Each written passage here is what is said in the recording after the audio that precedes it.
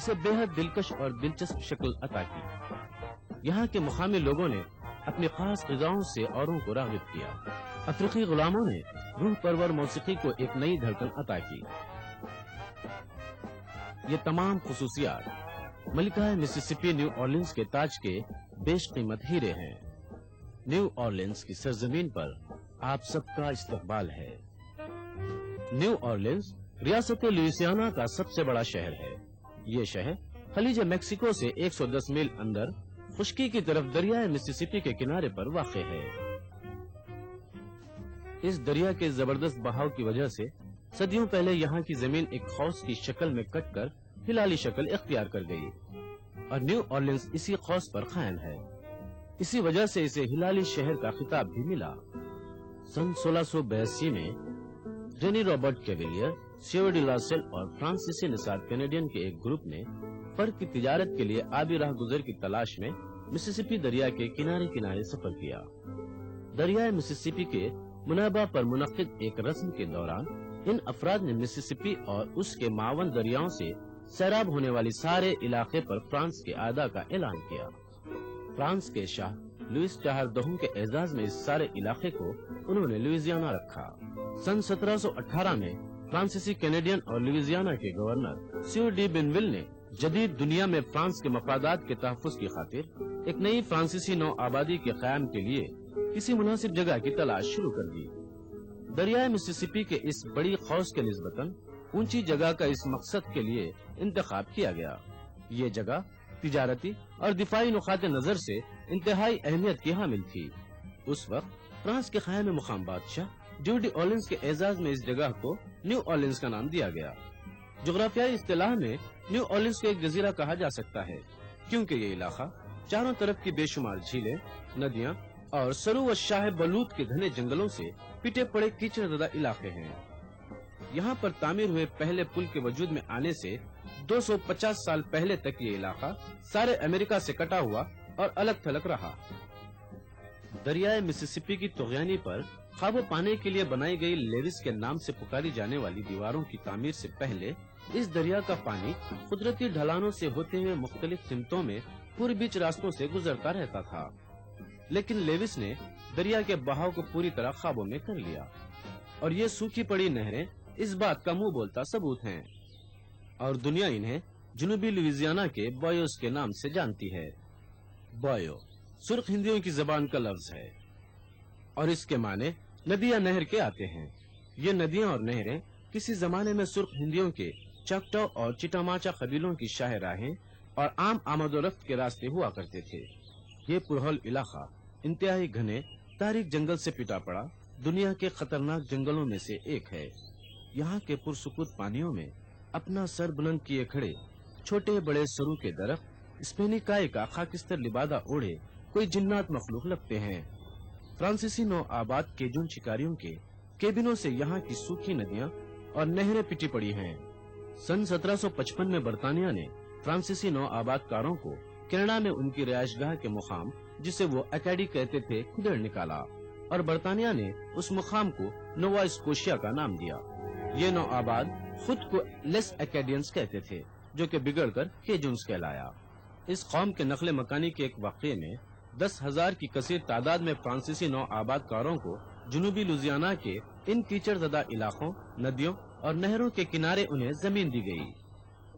یہ لوگ پیشے کے اعتبار سے کسان، پھندے اور جال لگا کر شکار کرنے والے اور مچھیرے تھے، گو کہ یہاں کے آب زدہ ماحول میں انہیں خشکی کے راستے میسر نہ تھے۔ تاہم ان لوگوں نے یہاں کے ماحول کے مطابق خود کو ڈھال لیا اور اس نئی سرزمین کو اپنا وطن مان لیا۔ یہاں کی جغرافیائی حالات کی وجہ سے یہ لوگ 20ویں صدی تک ساری دنیا سے کٹے رہے۔ ان کی اس گوشہ نشینی سے ایک مخصوص علاقائی تہذیب کا ارتقاء عمل میں آیا۔ چٹپٹے مسالے دار پکوان، سارنگی اور ایکارڈین کی انتہائی موزوں اور متناسب دلوں کو چھو لینے والی موسیقی اور ان کا آپسی اور نسلی اتحاد اس انوکھی تہذیب کے امتیازی نشانات اور خصوصیات ہیں۔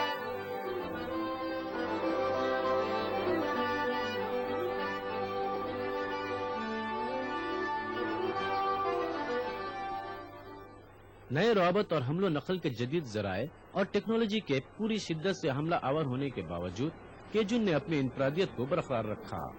आज भी केजुन अपनी मखसूस फ्रांसीसी जबान में आपस में गुफ्तगू करते हैं। इनके गीत, रक्स और त्योहार सबसे अलग होते हैं और त्योहारों के पकवान भी मखसूस होते हैं। मुकामी तौर पर दस्तयाब चीजों को ये लोग इन्हें विरासत में मिले फ्रांसीसी तर्ज पकवान पर पकाते हैं। साथ ही कुछ अमेरिकन तरीकों और कुछ अफ्रीकी पकवानों के खास तरीकों को अपनाते हुए तैयार किए जाने वाले इन मसालेदार ग़िज़ाओं का मजा कुछ अलग ही होता है। केजुन लोगों का खास पकवान झींगे की डिश है। झींगे की डिश यहाँ की मकबूल तरीन डिश है। यूं तो झींगे के पकवान के कई तरीके हैं, लेकिन आम तौर पर झींगों को उबाल कर खाया जाता है। केजुन लोगों की शोहरत इनके जम्बो और जम्बालाया पकवानों के लिए भी है।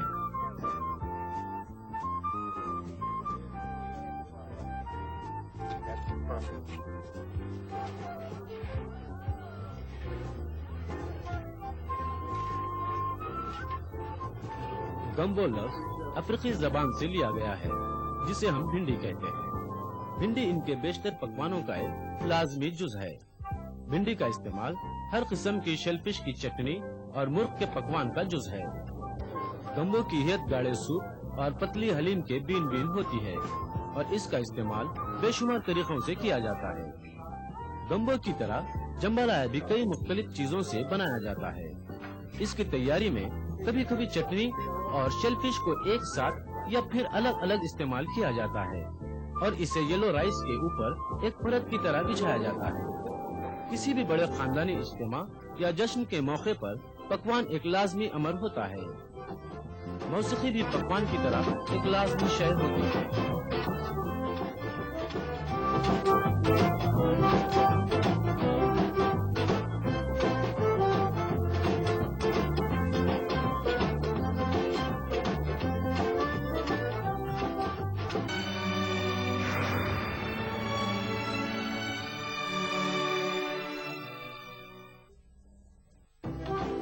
केजुन लोगों की मौसीकी में एक खास असर और जान होती है, जो कि सुनने वालों को रक्स पर उभारती है। इस मौसीकी की आहंग गाने वालों की तान और लय में फ्रांसीसी इलाकाई रिवायती असर और मुकामी अमेरिकी, स्पेनी और अफ्रो कैरिबियन तहजीबों का एक अनोखा इम्तिजाज झलकता है।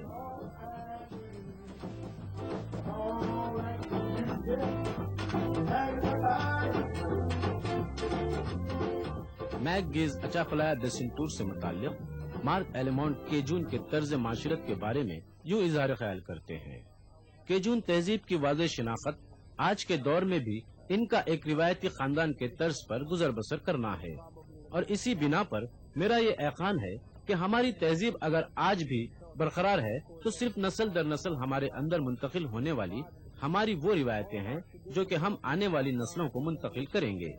इन रिवायतों में फ्रांसीसी जबान भी शामिल है, क्योंकि इंग्लिश में बातचीत के सीखने से पहले अपने घर पर फ्रांसीसी जबान में बात करना सीखा था। यहाँ के इस मरकजी इलाके के लोग जिंदगी को भरपूर अंदाज में जीते हैं। ये जिंदा दिल लोग जिंदगी के हर पल का सही लुत्फ उठाते हैं। ये लोग कल की फिक्र में डूबे होने के बजाय आज का लुत्फ उठाना मुनासिब समझते हैं। मैं समझता हूँ कि आप हमारी यहाँ पर सही मानों में जिंदगी का लुत्फ मिलता है वाले मखौले को जानते होंगे। यहाँ की जिंदगी के हर शोबे में आपको मुकम्मल सुकून और राहत का एहसास होगा। केजुन लोगों की सीधी सादी खुद मुक्तफी देहाती तर्ज माशरत के मुकाबले में क्रियोल्स की जिंदगी हुमा नस्ली और मुकम्मल तौर पर शहरी तर्ज माशरत पर मबनी है। व्यू कैरी या फ्रेंच कॉर्नर के नाम से पुकारा जाने वाला मुकाम सन 1700 में बिनविल की बनाई और बसाई हुई वो कॉलोनी है जहां इस शख्स ने फ्रांसीसी क्रियोल्स को बसाया था। इब्तिदा में क्रियोल की इस्तिलाह हर उस शख्स के लिए तराशी गई थी जो पैदा तो न्यू ऑर्लिन्स में हुआ हो, लेकिन उसका खानदानी सिलसिला फ्रांस या स्पेन से जा मिलता हो। कोहर उस शय से मंसूब किया जाता है जिसका कोई भी ताल्लुक न्यू ऑर्लिन्स से रहे, ख्वाह वो कोई ग़िज़ा हो, मौसीकी हो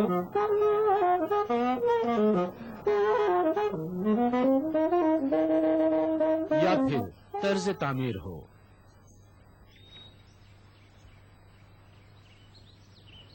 फ्रांसीसियों ने रोज़े अव्वल ही से न्यू ऑर्लिन्स को एक अजीम शहर बनाने का मंसूबा तैयार कर रखा था।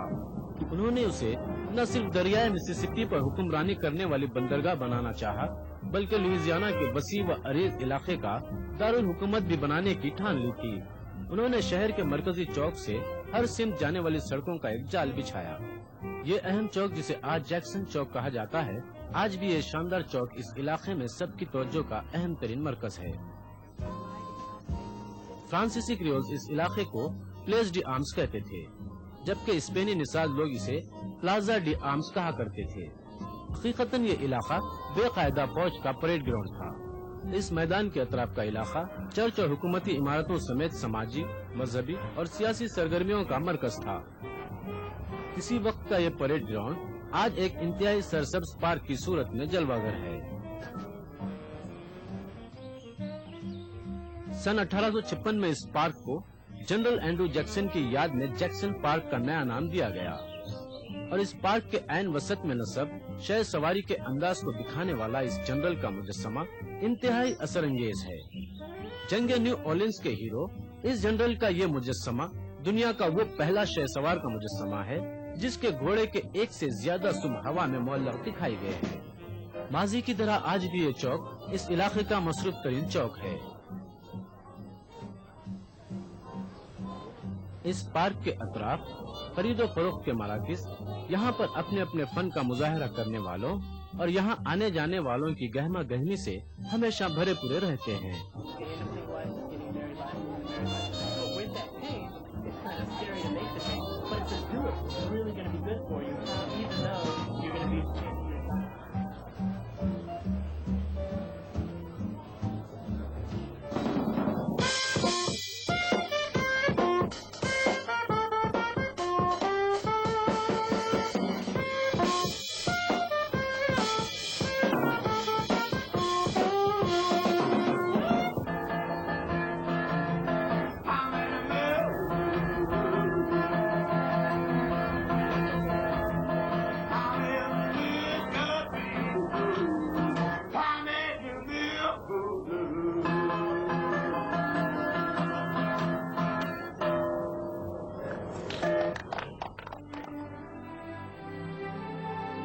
सेंट लुइस कैथेड्रल के आंगन में अपने अपने फन का मुजाहरा कर रहे मौसीकारों और नक्कालों की आवाजों का संगम यूं लगता है कि यहाँ कोई कसीदा सुनाया जा रहा है।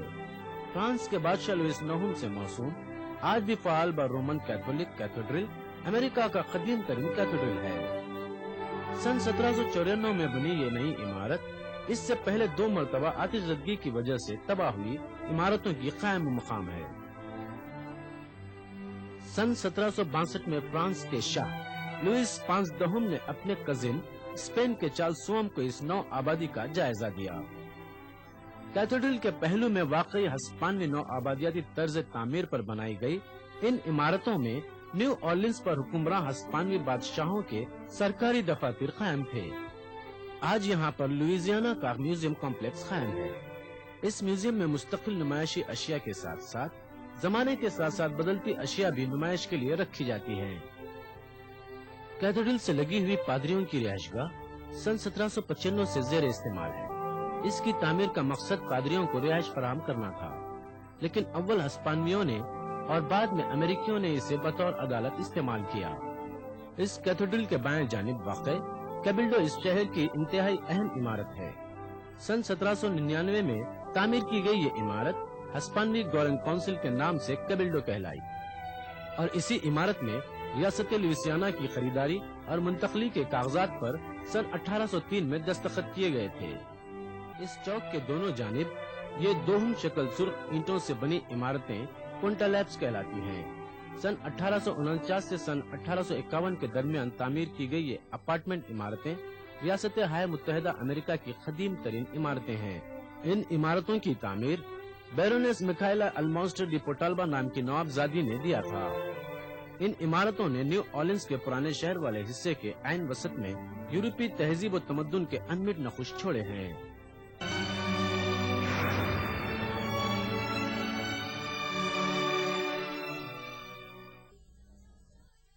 चौक से मुत्तसिल वाक़ई फ्रांसीसी मार्केट अमेरिका की कदीम तरीन मार्केट है। یہ مارکیٹ خوردہ فروشوں، ریسٹورینٹ، خصوصی آئٹم والی دکانوں اور شب گزاری کی آرام گاہوں کا تیزی سے پھلتا پھولتا ایک انوکھا و نادر امتزاج عظیم ہے۔ اس مارکیٹ کی ابتدا سرخ ہندیوں کے کاروباری مرکز سے ہوئی۔ اوپن ایئر مارکیٹ رہا۔ غرض یہ کہ یہ مقام ہر دور میں اس شہر کی کاروباری روح کا کام کرتا رہا۔ 165 سال کے عرصے سے بھی وقت سے قائم ان خوبصورت کمانوں اور ستونوں والی یہاں کی یہ عمارتیں اس شہر کی خاص شناخت ہے۔ دریائے مسیسپی سے متصل پبلک مارکیٹ سن 1856 سے یہاں کافی پلانے والے تاجروں کا مرکز رہی ہے۔ یہ لوگ بھنے ہوئے کافی کے بیجوں اور چکوری کے آمیزے کو گرم دودھ کے ساتھ ملا کر تلخ مشروب لوگوں کو بیچتے ہیں۔ دریا کے پانی کے رنگ سے مشابہ یہ بالائی دار مشروب کیفین لیٹ یا دودھیا کافی کہلاتا ہے۔ کوئی 150 سال سے نیو اورلینز میں یہ مشروب یہاں کے لوگوں کی پسند بن چکا ہے۔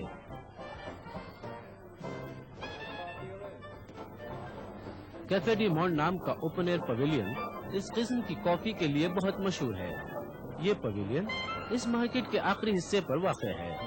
یہاں کے مقامی لوگ نسل در نسل سے اور یہاں آنے والے زائرین یہاں پر 24 گھنٹے دستیاب اس دودھیا کافی اور شکر کے پاؤڈر میں لتھڑی گئی خستہ پیسٹریوں کا مزہ لیتے ہیں۔ فرینچ مارکیٹ کے دکانات کے سلسلے کی درمیانی کڑی کسانوں کی مارکیٹ ہے۔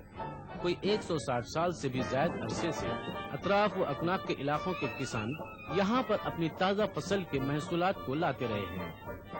یہاں کے اوپن ایئر شیڈ میں واقع 2 رویا دکانوں کے درمیان واقع راہداریاں تازہ پھلوں اور سبزیوں کے خریداروں سے پٹی پڑی رہتی ہے۔ سینٹ لوئس کیتھیڈرل اور چرچ کے پچھواڑے میں واقع باغ کے ساتھ ساتھ کوچے بحری قزاق خاں واقع ہے۔ داستانوں کے مطابق بحری قزاق جین لیفل اور جنرل اینڈریو جانسن نے نیو اورلینز کی جنگ کی حکمت عملی طے کرنے کے لیے یہاں پر ملاقات کی تھی۔ فاکنر ہاؤس بک سٹور فی الحال 124 پیرٹ ایلی پر واقع ہے۔ ولیم فاکنر نے اپنی پہلی ناول سولجرز پلے یہیں پر تصنیف کی تھی۔ نیو اورلینز کے روح پرور اور تخیل آفرین ماحول نے ادیبوں کی کئی نسلوں کو اپنی طرف راغب کیا ہے۔ ان ادیبوں میں قابل ذکر افراد ولیم فالکنر اور ٹینیسی ولیمز ہیں۔ جولین یونیورسٹی کے زبان انگریزی کے پروفیسر ڈیل ایڈمنڈو فالکنر اور ولیمز پر نیو اورلینز کے اثر کے بارے میں یوں گویا ہے: میں یہ سمجھتا ہوں کہ فالکنر نے اپنے اندر چھپے مصنف کو نیو اورلینز میں بازیافت کیا ہے۔ فالکنر نے اپنی پہلی ناول سولجرز پلے یہیں پر تصنیف کیا تھا۔ گو کہ یہ ناول نیو اورلینز کے بارے میں نہیں تھی، لیکن میں سمجھتا ہوں کہ یہاں کا ماحول اس کی اس تصنیف میں ممد و معاون رہا، اور اس کا دوسرا ناول ماسکیٹوز نہ صرف نیو اورلینز کے بارے میں ہے بلکہ یہاں کے ان ادبی حلقوں کے بارے میں بھی ہے جن سے اس کا رابطہ رہا تھا۔ اس کی 2 اور ادبی تصانیف بھی نیو اورلینز میں مکمل ہوئے۔ پائلان اور وائلڈ پام دونوں بھی ناول ہی تھے۔ فالکنر اس شہر کو افسانوی نوعیت سے منسوب کرتا تھا، اور وہ یہاں نہ صرف تفریح کے لیے اکثر آیا کرتا تھا بلکہ یہاں کے سازگار ماحول میں افسانے بھی تخلیق کرتا تھا۔ ٹینیسی ولیمز نے اپنے خیال میں نیو اورلینز کے دوران a straight car name Dzire نام کا جو ڈرامہ لکھا تھا، بلا شک و شبہ وہ اس کا اہم ترین ترکہ ہے، اور میں سمجھتا ہوں کہ لوگوں کی اکثریت اسے امریکی ڈراموں میں سر فہرست رکھتے ہیں۔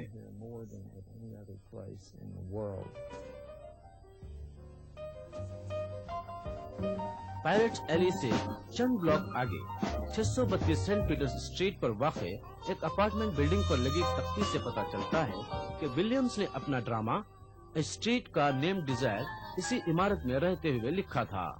ولیمز نے جس مشہور زمانہ ٹرام کے بارے میں لکھا تھا وہ فرینچ کوارٹر کی رائل اسٹریٹ کے مرکز کی جانب چلا کرتی تھی۔ رائل اسٹریٹ پر پہنچتے ہی آپ خود کو نیو اورلینز کے اس دور میں محسوس کرنے لگتے ہیں جبکہ اس علاقے میں فرانسیسی کریولز کی حکومت ہوا کرتی تھی۔ یہاں کی طرز تعمیر کو فن تعمیر کی کسوٹی کہا جا سکتا ہے۔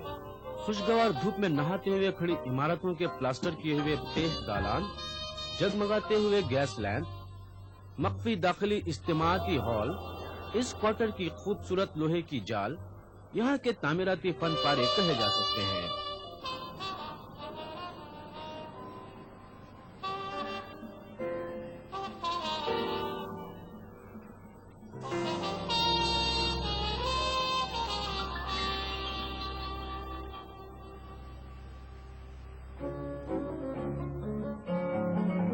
18वीं सदी के आखिरी दौर में न्यू ऑर्लिन्स के दौलतमंदों की जिंदगी को दिखाने वाली इस इमारत का नाम गैलियर हाउस है। माहिर तामीरात जेम्स गैलियर जूनियर ने सन 1857 में इस इमारत को अपने शख्सी इस्तेमाल के लिए तामीर करवाया था।